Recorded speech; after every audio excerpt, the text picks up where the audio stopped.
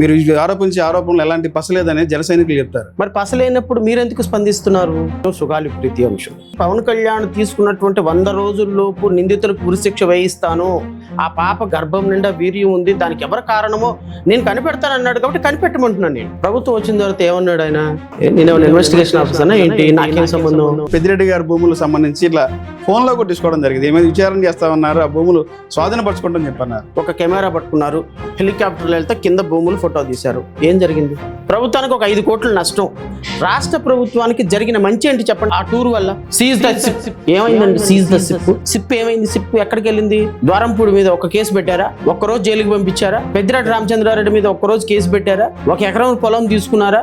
జడా శ్రావణ్ కుమార్ అనే వ్యక్తి జగన్మోహన్ రెడ్డి దగ్గర ప్యాకేజ్ తీసుకుని అనేది జనసేన చెప్తుంది. గతంలో వైసీపీ ఆరోపించింది, జనసేన చెప్తుంది. పర్ఫెక్ట్. ఆ విషయంలో మీరు ప్రశ్న పెడితే కూడా ఒక షూ చూపించారు పవన్ కళ్యాణ్. గత ప్రభుత్వంలో జగన్మోహన్ రెడ్డి ప్రభుత్వం మీద ఫైట్ చేసినప్పుడు తెలుగుదేశం పార్టీ జనసేన ఎంత డబ్బులు ఇచ్చిందో చెప్తే, ఇప్పుడు తెలుగుదేశం మీద జనసేన మీద పోరాటం చేస్తున్నప్పుడు వైఎస్ఆర్సీపీ ఎంత డబ్బులు ఇచ్చిందో చెప్తాను. తాడికొండ సీట్ అడిగారా లేదా? నేను తాడికొండ నుంచి పోటీ చేయడానికి నాకు ఎలాంటి అభ్యంతరం లేదు, కానీ అమరావతి నుంచి పోటీ చేద్దాం. ఆయనకైతే మంచి ఈ 19 నెలల కాలంలో గతానికన్నా ఇప్పుడు చాలా మెరుగ్గా ఉంది. రాష్ట్రం అభివృద్ధిలో దూసుకుపోతుంది. అభివృద్ధి సంక్షేమం జోడెద్దుల బండిలాగా వెళ్తుంది. ఆంధ్రప్రదేశ్లో మైసూరు పాకులో మైసూరు ఎంత ఉందో ఈడ ప్రభుత్వంలో డెవలప్మెంట్ అంత ఉంది. నేను అదే అంటాను, సొల్లు కబుర్లు తప్ప చేసిన పని ఏమి ఉండదు. ఒక పక్క జగన్మోహన్ రెడ్డి చూసే పారిశ్రామికవేత్తలు ఆంధ్ర అంటేనే భయపడుతుందని చెప్పి అంటారు. రాష్ట్రంలో ఎమ్మెల్యేలు ఎంపీలు ఎలా తయారయ్యారంటే ప్రజలను పీక్కు తినే రాక్షసుల్లాగా తయారయ్యారు. ఈ రాక్షసులకి పెద్ద రాక్షసుల్లాగా చంద్రబాబు నాయుడు, నారా లోకేష్, పవన్ కళ్యాణ్ తయారయ్యారు. అమరావతిని మనమే నిర్మాణం చేయాలి, మనమే కట్టాలని చెప్పి ముగ్గురు చేతిలో చేసి చెప్పారు. చాతగాని చవట సన్నాసులు అంటున్నారు ప్రజలందరూ. వీళ్ళు అమరావతి కడతారంటే ఎవరు నమ్ముతాడు? ఈయన హైదరాబాద్ కట్టాడంటే ఎవరు నమ్ముతాడు? అన్ని ఒత్త మాటలు, సొల్లుకం. తెలంగాణ ఇప్పుడు పోస్తే లా అండ్ ఆర్డర్ చాలా బాగుంది, ప్రతి ఒక్కరు స్వేచ్ఛగా తిరుగుతున్నారు, సమాజం చాలా బాగుంది అనేది పవన్ కళ్యాణ్ గారు, హోంమంత్రి వంగలపూడి అనిత గారు చెప్తారు. ఎక్కడుందండి లా అండ్ ఆర్డర్?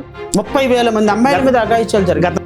అనిత గారు అసెంబ్లీలో చెప్పినటువంటి స్టాటిస్టిక్స్ రిపోర్ట్ చూస్తే ఆగస్టుకి 26,000 మంది మహిళల మీద అఘాయిత్యాలు జరిగిన కేసులు నమోదైనాయి. 18 నెలల కాలం. గంజాయి పెరిగిపోయింది, మాఫియా పెరిగిపోయింది, పోలీసులు పందికొక్కులాగా తయారైపోయినారు. వీళ్ళందరినీ పరిపాలించే ఎమ్మెల్యేలు, ఎంపీలు అయితే మాకెంత షేరు, మీకెంత అంటున్నారు. రాష్ట్రంలో పేదవాడి బతుకు 29 మంది అంటున్నారు, 34 మనమే అంటున్నారు. మీరు రాసి పెట్టుకోండి. తెలుగుదేశం పార్టీ చివరి ముఖ్యమంత్రి నారా చంద్రబాబు నాయుడు గారు ఇప్పటికిప్పుడు ఎలక్షన్ జరిగితే 35 సీట్లు కూడా రావండి కూటమి ప్రభుత్వానికి. 35 15 ఏళ్ళు మనమే ఉంటామని చెప్పి పక్క పవన్ కళ్యాణ్ గారు చెప్తారు. పొద్దున తెలుగుదేశానికి అత్యంత పెద్ద థ్రెట్ పవన్ కళ్యాణ్. నారా లోకేష్ పార్టీ పగ్గాలు చేపట్టిన మరుక్షణం తెలుగుదేశం పార్టీ పతనం స్టార్ట్ అవుతుంది. ఈ రికార్డు అలా ఉండిపోతుంది. మీరు మాట్లాడింది తెలుగుదేశం పార్టీ భూస్థాపితం చేయడానికి మేము ఏం చేయాలో అన్ని ప్రయత్నాలు చేస్తాం. కాలు కీలు కొమ్మిక్కలు ఎరగొట్టి రోడ్డు మీద, నడి రోడ్డు మీద బట్టలోడు తీసి కూర్చోబెడతామని ఒక ఉప ముఖ్యమంత్రి అంటే,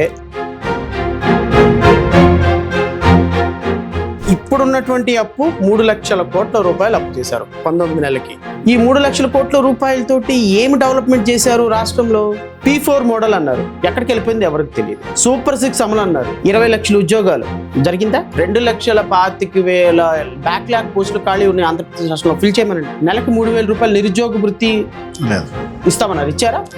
1,500 రూపాయలు మహిళకి ఇస్తామన్నారు, ఇచ్చారా? అరే మీరు అమలు చేసే ప్రతి పథకం